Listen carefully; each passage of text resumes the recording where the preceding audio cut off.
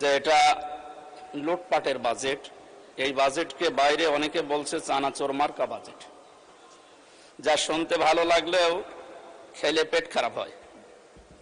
আমি আমার কুষ্টিয়ার 3 আসনের জনগণের পক্ষ থেকে বাজেট সম্পর্কে কিছু আলোচনা এবং প্রস্তাবনা রাখতে চাই মহান সংসদে। মাননীয় স্পিকার, জাতীয় বাজেট একটি দেশের অর্থনৈতিক উন্নয়ন, সামাজিক নিরাপত্তা এবং জনগণের কল্যাণ নিশ্চিত করার অন্যতম প্রধান মাধ্যম। বাজেটের মূল ভিত্তি হলো রাষ্ট্রের আয় এবং ব্যয়। তাই রাষ্ট্রীয় আয় বৃদ্ধির ব্যাপারে যেমন আমাদের সচেষ্ট থাকতে হবে, তেমনি ব্যয়ের ক্ষেত্রেও আরো সজাগ দৃষ্টি রাখা প্রয়োজন। মাননীয় স্পিকার, অতি প্রয়োজনীয় উল্লেখযোগ্য ব্যয়ের খাত চিহ্নিত করে দক্ষ ব্যবস্থাপনার মাধ্যমে জনকল্যাণের স্বার্থে অগ্রাধিকারের ভিত্তিতে যথাযথভাবে ব্যয় করতে হবে, এটাই আমরা মনে করি। রাষ্ট্রের আয় বৃদ্ধির জন্য কর প্রশাসনের আধুনিকায়ন, কর ফাঁকি রোধ, অর্থ পাচার, রপ্তানি বৃদ্ধি এবং বিনিয়োগ বান্ধব পরিবেশ সৃষ্টি করতে হবে।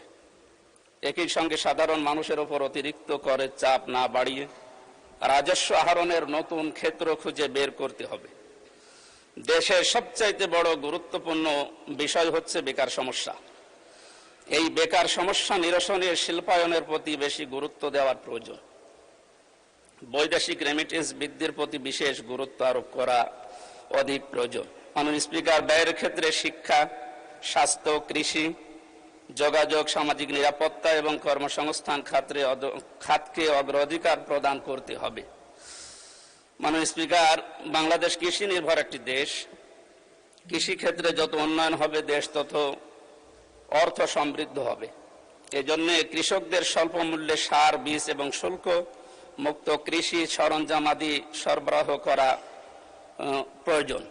শিক্ষা খাতে বাজেট বরাবরই কম থাকে, এবার যতটুকু হয়েছে আমরা চাই বিশেষত বাংলাদেশের বিশ্ববিদ্যালয়গুলোর গবেষণার ক্ষেত্রে এই বাজেটের সঠিক ব্যবহার যেন করা হয় এবং গবেষণার জন্য বাজেটকে আরো বৃদ্ধি করা দরকার।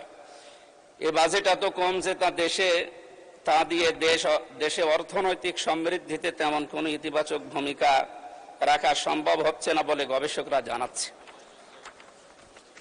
মাননীয় স্পিকার, দেশের সংখ্যাগরিষ্ঠ মুসলিমদের জন্য প্রতিষ্ঠিত মাদ্রাসাগুলো যুগ যুগ ধরে অবহেলিত।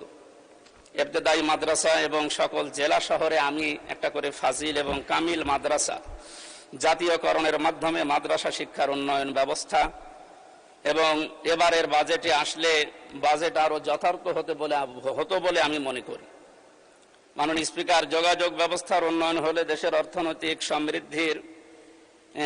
সমৃদ্ধি ঘটবে বলে আমি মনে করি। তাই সারা দেশে রেল যোগাযোগ ব্যবস্থাকে আরো আধুনিকায়ন, উন্নয়ন এবং রেল সম্প্রসারণ করার জন্য জোর দাবি জানাচ্ছি।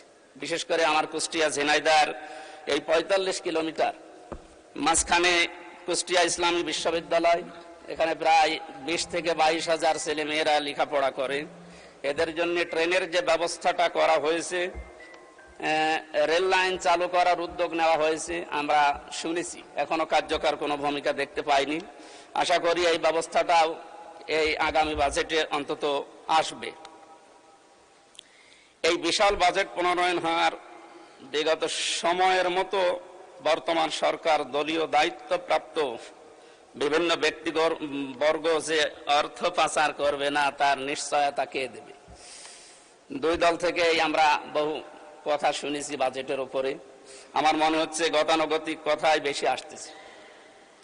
ওনারা কথা তুললেই বলা হচ্ছে যে বাজেট নিয়ে সারা দেশে আনন্দের বন্যা মিছিল বয়। তাই আমরা বাজেট 11 জুন এটা উপস্থাপন করার পর সারা দেশের যে সমস্ত জায়গায় বিক্ষোভ মিছিল এবং মানববন্ধনের মতো যে প্রতিক্রিয়াগুলো দেখলাম, আমার মনে হয় এই মানুষগুলো কি ওনাদের দৃষ্টিতে মানুষ না বা এই দেশের জনগণ না? এরা যদি জনগণ হয় বা মানুষ হয় তাহলে তাদের এই প্রতিক্রিয়া কেন? সুতরাং বাজেট নিয়ে এক্ষেত্রে অর্থ প্রচার রোধে সরকারের সুনির্দিষ্ট কোনো পলিসি আমরা যেহেতু জানতে পারিনি। মাননীয় সদস্য, সময় তো শেষ। অসংখ্য ধন্যবাদ। বসেন প্লিজ।